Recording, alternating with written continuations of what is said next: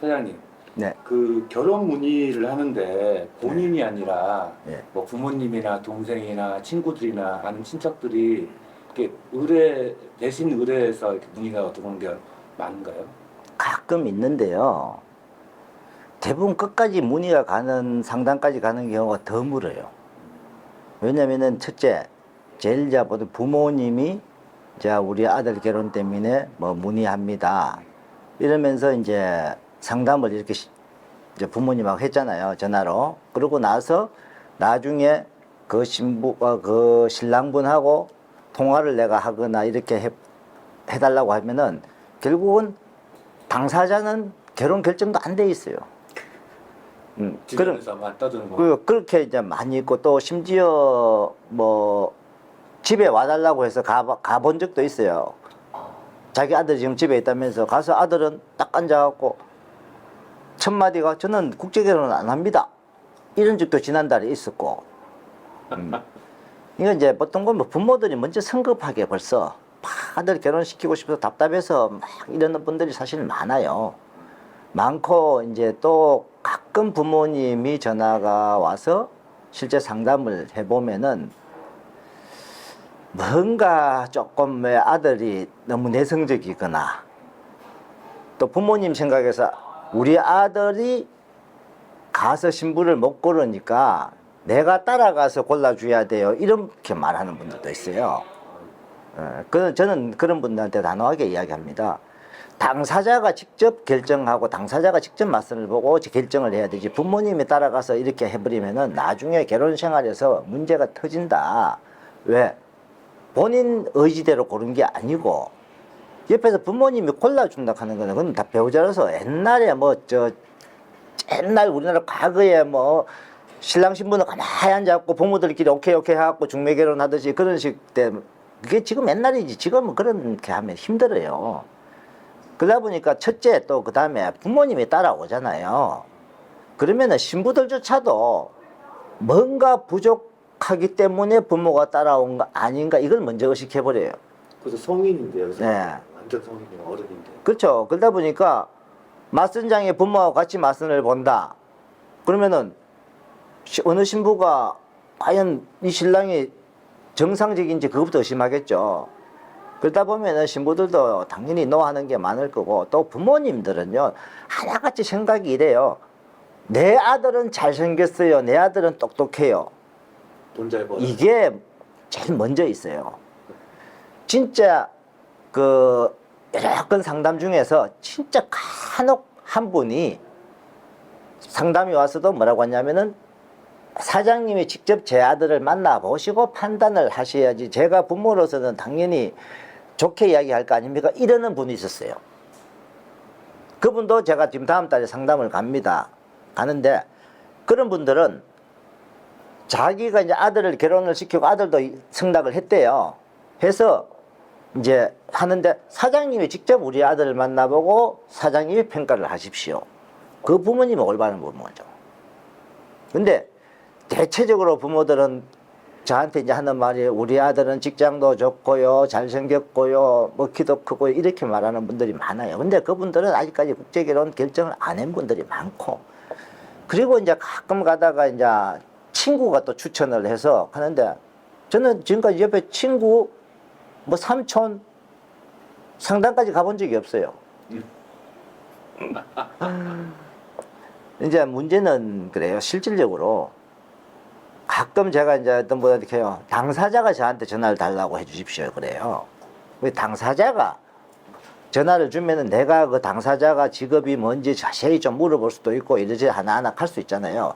그렇게 해서 실제적으로 상담하고 결혼 생각이 어떤지 이렇게 가야 돼요. 그렇기 때문에 부모들도 이 부모님들 중에 이 유튜브를 보는 사람이 좀 있어요. 그러다 보니까 이제 부모님들이 먼저 지레 앞질러 가는 건데 실질적으로 아들하고 상의한 다음에 그러고 아들이 결정을 하고 상담을 하든지 이렇게 봐야 되는 거죠.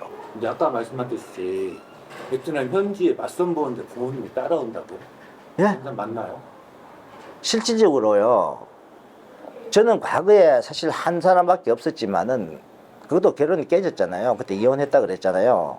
부모님이 와서 부모님이 선택을 해버렸잖아요. 근데 저희들도 가끔 보면 부모님이 따라오는 사람들 다른 여기 회사에서 결혼하는 걸 가끔 봐요. 보면은 부모님이 다 이야기하고 부모님하고 뭐 다 해요. 근데 과연 저 신랑분이 진짜 정상적인 일반 신랑분인지 저희도 옆에서 의심을 좀 하죠. 근데 전에 가끔 이런 일이 있었어요. 제 친구가 진행을 하는데 사실 이분이 약간 장애인이에요. 장애인인데 부모님이 와서 뭐라고 하냐면은 우리 아들은 잘생겼고 우리 아들은 똑똑하기 때문에 몸이 장애인이니까 베트남에서 미스 베트남 같은 신부를 찾아야 된다면서 맞선을 엄청나게 많이 보더라고요. 그 결혼시키는 내 친구가 막 나중에 막 힘들어가지고 멘붕 온대요. 응? 그러면서 한 4일째인가 아마 선택이 되기는 됐어요. 응? 되긴 됐는데 왜냐면 실질적으로 장애인 같으면은 장애인하고 결혼할 수 있는 그런 사람을 찾아야 되지. 그건 무조건 이쁜 사람, 학력도 있고, 미스 베트남 같은 사람. 그분이 제가 하는 말을 옆에서 딱 한마디 들은 적이 있습니다.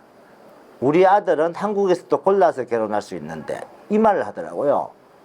식당에 밥을 먹는데 제가 옆 테이블에 앉았었어요.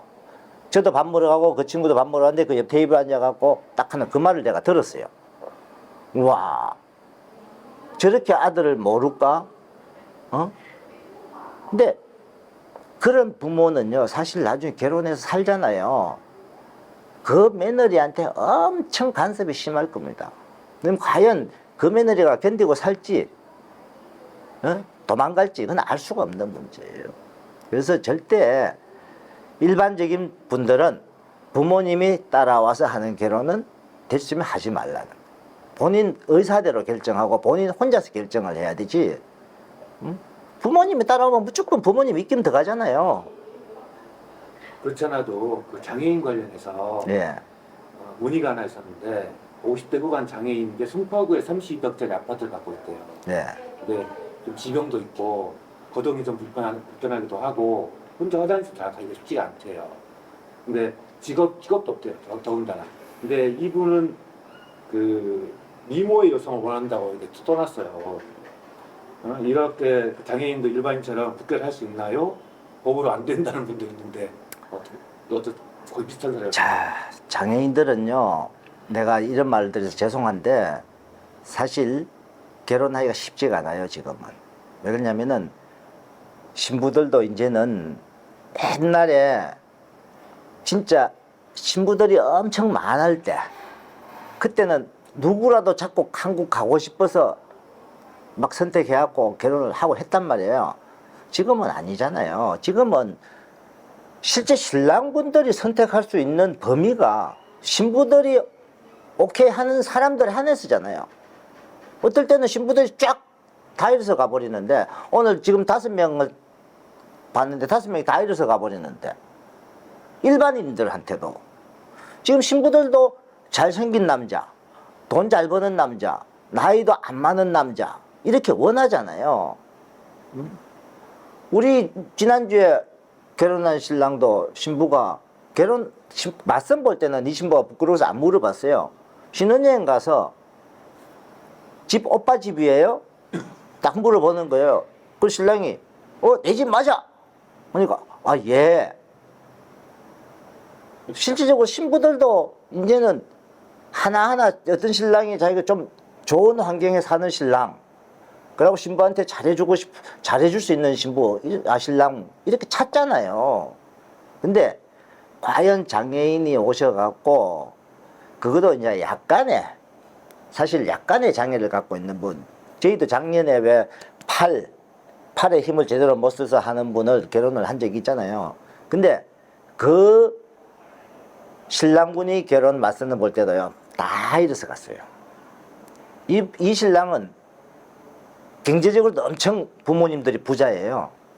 팔 딱 한 개가 힘을 못 써갖고 우리 그 아대라 그러죠. 아대를 딱 차고 있는 것밖에 없어요. 그러다 보니까 팔에 힘을 못 쓰니까 이제 옷을 입어도 한 손으로, 이제 왼손이니까 오른손에 밥 먹고 글 쓰고 아무 문제 없어요. 그런데도 이 신랑분이 맞선 볼 때도 진짜 몇십 명을 봐도 다 해줘서 갔어요. 한 명도. 그럼 이분 같은 경우는 그 희망이 없는 건가요? 저는 제가 이제 얼마 전에 사실 장애인을 여러분 결혼시킨 분하고 제가 이런 이야기를 한번 한 적이 있어요. 얼마 전에 이제 어떤 분이 사실 그 눈 장애인인데 상담을 좀 가달라고 그렇게 해서 그분이 단서가 있어요.